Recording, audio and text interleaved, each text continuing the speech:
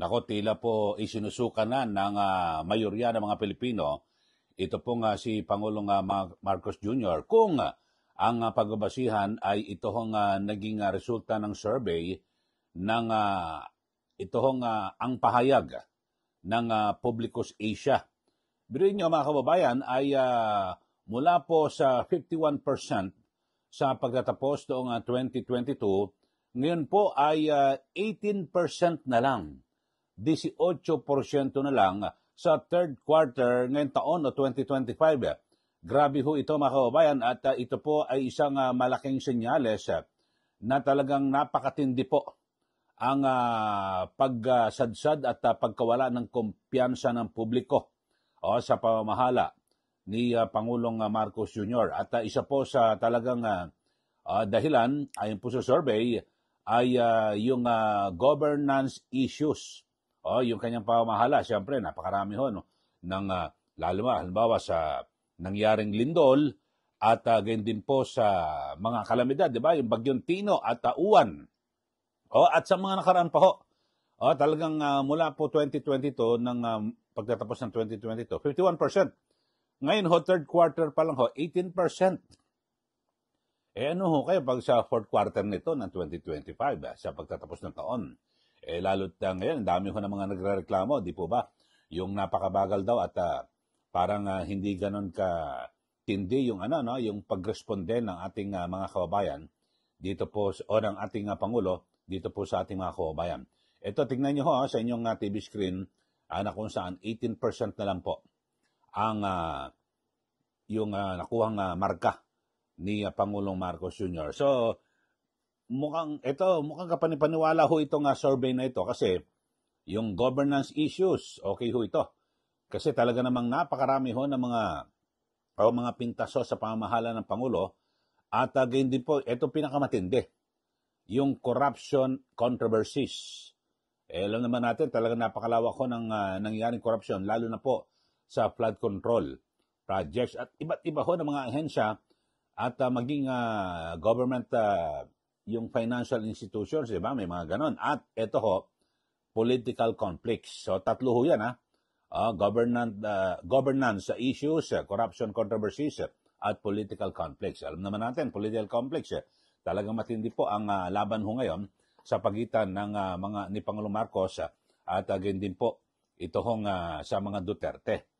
At base po sa ito ho, sa mga region, ito, regional divide. So, ito, anti-administration sentiment at talagang nagdomina ay ito hong Mindanao, 53%. Ito yung mga anti-Marcos, anti-administration.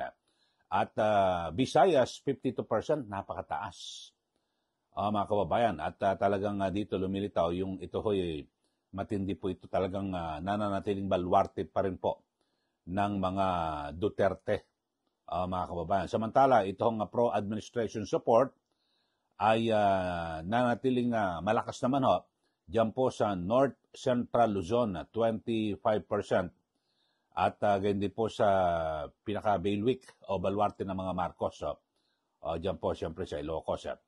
At ang Visayas ho mga kababayan ay mukhang ito ay bilang battleground, key battleground. At yun, may malakas din ho. At ang matindi ho, dito sa Visayas, may malakas din ho ang administrasyon, pero malakas din po ang mga pro-opposition. Samantalang sa NCR at South Luzon, mukhang halos patas ho, mga kababayan.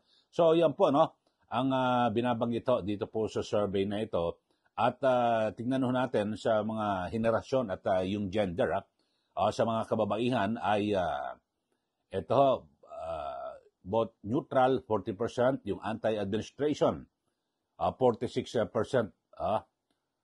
at samantala yung mga talagang nagpapakita na yung talagang muwabatikos sa pamamahala ng Pangulo, ito sa Gen Z voters 18 to 24, talagang sila po ay anti-administration 54%, at ang anti-opposition 36%. May mga bumabanat na naman sa opposition, di ba?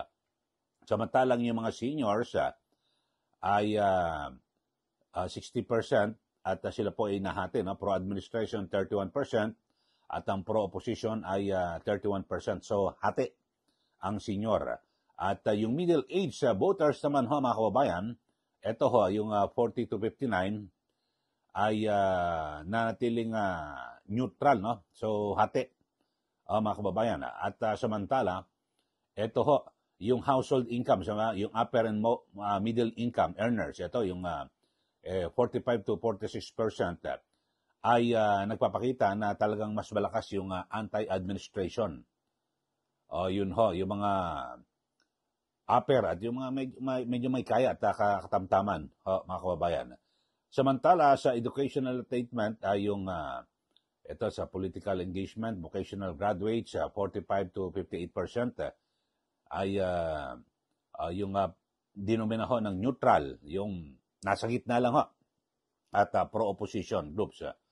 So, ibig sabihin, walang kinakampihan yung neutral. Pero ito, mas marami pa rin ho yung pro-opposition groups. Mas gusto nila sa mga Duterte o kung sino pang mga opposition. So, yun ho mga kasama. At yung mga wala namang formal education, yung hindi ho talaga nakapagtapos ng pag-aaral, ay talaga ito napakalaki, 46% na anti-administration. Grabe ho mga kababayan, no? At dito ho, yung religion, dito, work and OFW background, ito. Yung Katoliko ay, yung bulto po ay anti-administration, 44%. Samantalang yung mga hindi Katoliko ay 40 to 48% ay ito, suggesting more political caution. Ito, government employees ay nanatiling, siyempre mas marami ho, pag government employees ay, karamihan daw po ay pro-administration. Siyempre, natural, dahil sa boss ho nila yan At diyan po sila nabubuhay sa kasalukuyan na administrasyon. At sa pribadong sektor, yung mga private sector workers ay mas nakakiling ho sila sa anti-administration. Sa opposition, ibig sabihin, yung mga kumakalaban sa administrasyon, 47%. At politically independent ay 40%. Yung voters mula po sa mga OFW families, 46 to 49%, mukhang hati ho sila, no? Pero mukhang mas konti nakakiling sa sila po anti-administration. So dito ho mga kababayan, at syempre ibig sabihin talagang lumilitaw na yung global exposure at political awareness. Alam ho ng mga kababayan natin.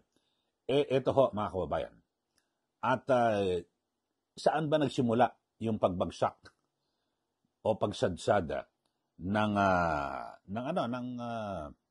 survey ni Pangulong Marcos Jr. Ito nagsimula, sabi po dito po sa ang pahayag ng Publicus Asia, yung survey ay noong itong si bumagsak na yung pro-administration sentiment ay yung first major decline sa third quarter ng 2023 mula po sa 48% noong second quarter ng 2023 ay bumaba ng 43%. Maliit lang yan, 48, naging 43%.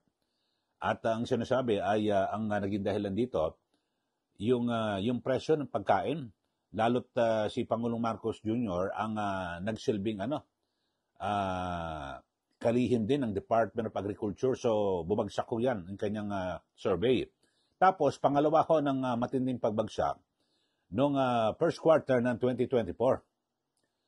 At na mula 46% ay sa fourth quarter ng 2023 ay medyo nakabawi siya 46%. Tapos ay pero nung matindi ito sa fourth quarter, sa first quarter ho yan sa fourth quarter 2023 mukhang ang tinamaan naman do si Pangulong Marcos Jr.